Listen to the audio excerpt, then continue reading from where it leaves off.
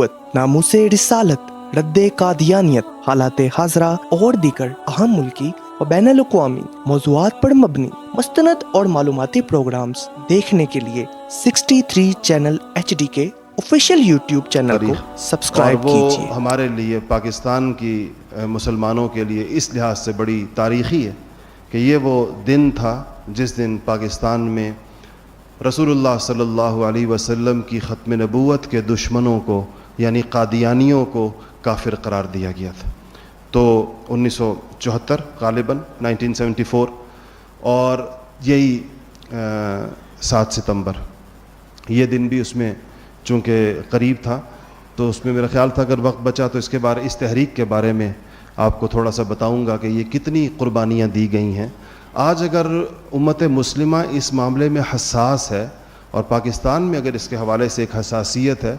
تو ہمارے حکمرانوں کو اس حساسیت کو سمجھنا چاہیے۔ ہر دور میں کوئی نہ کوئی چھیڑخانی اس قوانین کے حوالے سے ان مسائل میں اور لوگوں کو بلا وجہ مشتعل کرنے کا باعث بنتی رہتی ہے۔ یہ قانون ایسے آسانی کے ساتھ نہیں بنا تھا، اور جو لوگ یعنی ظاہر بات ہے کہ ہم نے تو وہ دور نہیں دیکھا، ہماری پیدائش سے پہلے کی باتیں پڑھا ضرور ہے ہم نے اس کو، لیکن شاید اس مجلس میں کچھ ایسے بزرگ ضرور بیٹھے ہوئے ہوں اس عمر کے لوگ جنہوں نے تحریک ختم نبوت کو دیکھا ہوگا، یا انہوں نے کم سے کم اس کی خبریں سنی ہوں گی اس دور کو، کہ وہ بڑی جس کو کہنا چاہیے طویل تاریخ تھی، ایک پوری تحریک تھی، اور بڑے ملک کے طول و عرض میں اس پر، حالانکہ ایک اسلامی ملک تھا پاکستان، اور ایک اسلامی ملک میں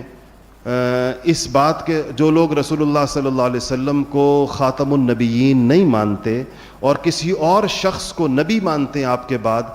یہ اس کو بتانے کے لیے یا اس کو قانون کا حصہ بنانے کے لیے اتنی جانوں کا نذرانہ کیوں پیش کرنا پڑا،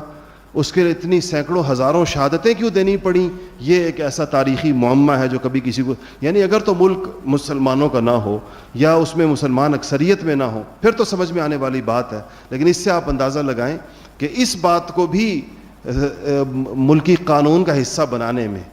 اور اس بات کو بھی ملکی دستور کا حصہ بنانے میں کہ وہ جو شخص رسول اللہ صلی اللہ علیہ وسلم کو خاتم النبیین نہیں مانے گا یا آپ کے بعد کسی اور شخص کی نبوت کا قائل ہوگا وہ مسلمان نہیں ہے، اس کے لیے بھی تحریک چلانی، اس ملک میں تحریک چلانے کی ضرورت پیش آئی، اس کے لیے بھی جانیں دینی پڑی، اور ایک دو نہیں ہزاروں جانیں دینی پڑی، تب جا کر یہ بات مانی گئی کہ یہ قادیانی جو ہیں یہ مسلمان نہیں ہیں اور یہ کافر ہیں۔ تو یہ حالانکہ یہ ایک بالکل واضح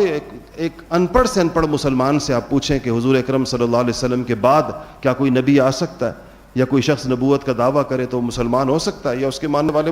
اس کو 2 + 2 4 کی طرح کی ایک بات ہے جو سب کے علم میں ہے، وہ چونکہ اسی موقع پر ہوئی، ہمیں اس کو تازہ رکھنا چاہیے، اس موضوع کو، اس تحریک کو، ختم نبوت کی تحریک کو، اس کے لیے دی گئی قربانیوں کو، اور جس طریقے کے ساتھ اس پوری امت نے اکٹھا ہو کر تمام مکاتب فکر کے علماء نے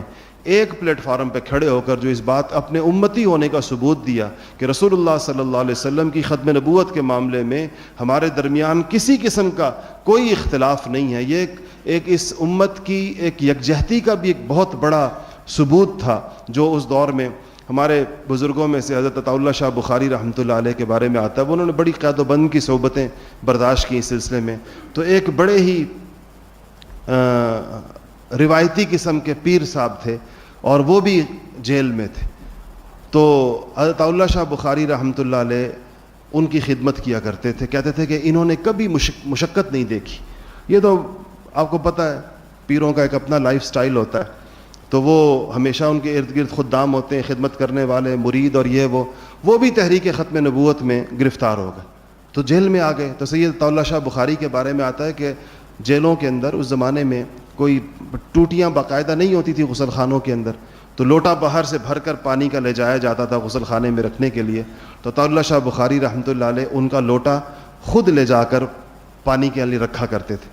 جب انہوں نے واش روم جانا ہوتا تھا۔ تو انہوں نے ایک دن ان کو دیکھ لیا پیر صاحب نے، تو انہوں نے کہا کہ شاہ جی آپ سید ہیں، مجھے اچھا نہیں لگتا آپ سے یہ خدمت لینا کہ آپ رسول اللہ کی اولاد ہیں اور آپ میرے لیے غسل خانے کا لوٹا رکھیں۔ تو کہا کہ شاہ جی نے کہا، سید عطا اللہ شاہ بخاری نے کہا کہ مجھے یہ خیال رہتا ہے کہ آواز ہم نے لگائی یا اٹھائی آپ بھی اس میں آ گئے اور یہ مشقت کی زندگی آپ کو بھی برداشت کرنی پڑی تو میں آپ ہی کچھ خدمت کروں. تو انہوں نے پیر صاحب نے کہا کہ شاہ جی ساری عمر رسول اللہ کے نام کی روٹی کھائی, اگر ان کے نام پر 2-4 دن کی قید کاٹ لی تو کیا ہوا, کہ ساری عمر ان کے نام کی روٹی کھائی, تو اگر ان کے نام کے پر 2-4 دن کی قید آ گئی تو اس میں کون سی ہے. یہ جذبہ اس زمانے میں ہر طبقے کے اندر تھا. اللہ جل شانہ اس کو باقی رکھے اور مجھے اور آپ کو بھی اسی عقیدے پر زندہ رکھے اور اسی پر موت دے. وآخر دعوانا الحمدللہ رب العالمین. تحفظ ختم نبوت, ناموس رسالت, رد قادیانیت, حالات حاضرہ اور دیگر اہم ملکی و بین الاقوامی موضوعات پر مبنی مستند اور معلوماتی پروگرامز دیکھنے کے لیے 63 چینل HD کے آفیشیل YouTube چینل کو سبسکرائب کیجیے.